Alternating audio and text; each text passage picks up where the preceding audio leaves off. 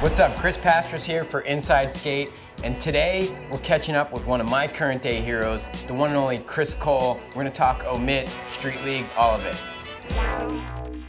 I enjoy Street League. It's my favorite to watch for the most part. It's the best skateboarding for sure. But does the mainstream audience understand it all, like the scoring and the breakdowns and the different, sections? You know, I was floored by Street League's Newark presentation. Just how professional it was with like the graphics and the announcing and just the production level. Really felt like it was like real. You know, It wasn't like skateboarding got thrown on ESPN. Like, wow, look at that. It was like that was one of the scheduled programs. And I think that it does a great job of teaching the mainstream skateboarding and kind of making it understandable. I've been recognized more this past year than I've ever been as well. Like, I'll be in the airport and get recognized by somebody who apparently does not skate. You know what I mean? Just everything about them says this person doesn't skate, but they'll be like, "Hey, I saw you on ESPN."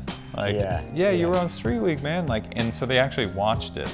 Probably at a TGI Fridays or something like that. They watched it and understood it because it's like, here's the leaderboard, and you get it. Maybe it's not the format that diehard skaters that watched all the other contests. Maybe that's not the format that they love the most, but it is fixing the obvious problem of skateboard contests and how to take it to a mainstream. And the fact that Street League also hired skate filmers to film it is genius. Here's Chris Cole, who scored a 7 in his last attempt, would need at least a 9.8 for the lead here. Oh my gosh, another 9! Chris Cole jumps up into second position overall. You've won all these other contest series. How bad do you want to win a Street League championship? You know how they say having money is great to not have to worry about money? That's why I want to win a Street League. I really want a Street League so I can stop worrying about winning a Street League. I just want one, you know? And then I'll try, but I want one. That's what I want. I want to just have that buffer zone where it's it's all good.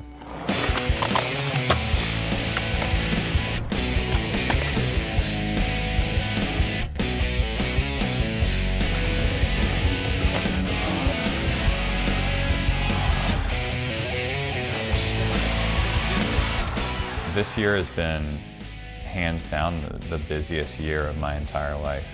Having Omit is incredible because it's more of what I like doing, and I like designing clothes, and I like having a say in what we make. And when I have great ideas, I want to bring them in and actually get them made, which is awesome. The biggest challenges are just competing with the big brands. Sure. You know, it really is a big bank takes little bank scenario because we're really a working man brand. The crew here is in the single digits. It's not we don't have a head designer. We do that. They really are holding it down for me over here when I'm on tour and I'm at Street League and stuff. Somebody's got to be here making those tough decisions. Sure. Luckily, we have a great crew that's doing that. Oh, the 360 flip 50-50! So how do you even find time to skate anymore with all this? It's difficult. It's really, really difficult because I don't necessarily have to skate right now, today, because there's not something that there's not a deadline for me to get this skateboarding done right now. Sure. So it quickly gets put on to next day.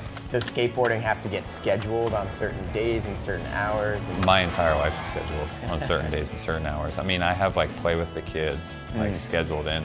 Yeah. I don't want to play like I'm the busiest man on earth because I really do have such a relaxed schedule, the fact that I get to call the shots on when I do things. Sure.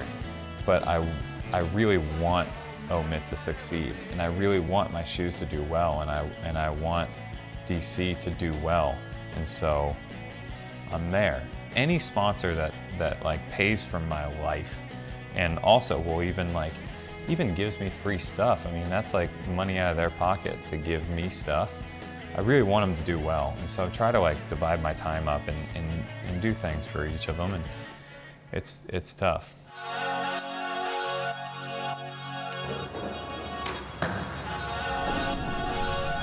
You got so much going on. How do you stay motivated for it all? Each little thing is exciting. So now that I'm busy, when I get out to skateboard, I'm like excited. You know, like this isn't a given. This isn't something that I just do and take for granted anymore, because I always loved to skate, but you would take it for granted if you did it every single day. It was just not that special. You'd be like, my board feels weird. Like now it's like, my bolts are loose. I don't care. I don't have a tool. Do you have a tool? No, I don't have a tool. And I'm just like, well, I'm skating.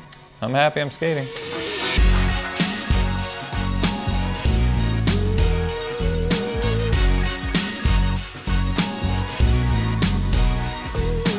So much has happened since I first met you. How has it all changed? Has it all changed at all? It's all changed. Just life in general, and just seeing things differently and seeing things through experienced eyes is different.